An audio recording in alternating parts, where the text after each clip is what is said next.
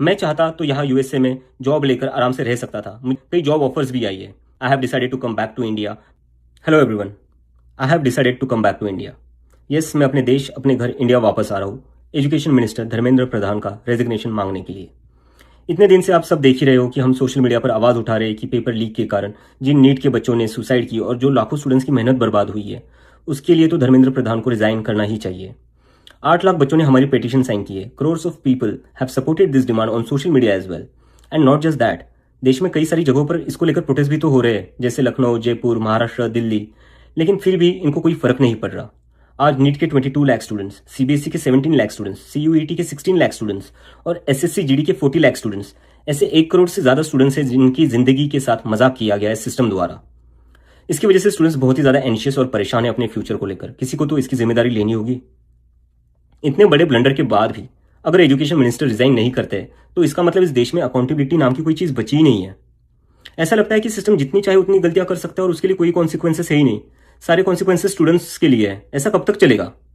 इसलिए अब वक्त आ चुका है। हम सबको साथ आना होगा और भारत के संविधान के रास्ते पर चलते हुए पीसफुली अपनी आवाज उठाकर धर्मेंद्र प्रधान के रेजिग्नेशन की डिमांड करनी होगी। अगर हम सब साथ मिलकर आवाज उठाएंगे तो जरूर इनको हमारी बात माननी होगी। मैंने डिसाइड किया है, मैं 6 जून सैटरडे सुबह दिल्ली आऊंगा। आप सब मुझे एयरपोर्ट पर मिलिए।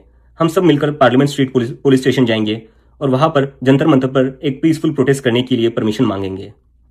इंडिया का कॉन्स्टिट्यूशन हमें राइट देता है कि गलत के खिलाफ हम पीसफुल तरीके से अपनी आवाज उठा सकते हैं।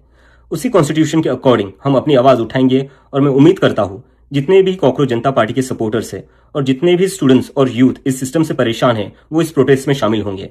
जिसको लगता है धर्मेंद्र प्रधान एजुकेशन मिनिस्टर जो है हमारे, उनको रिजाइन करना चाहिए, वो सभी लोग इस प्रोटेस्ट में शामिल हो जाए।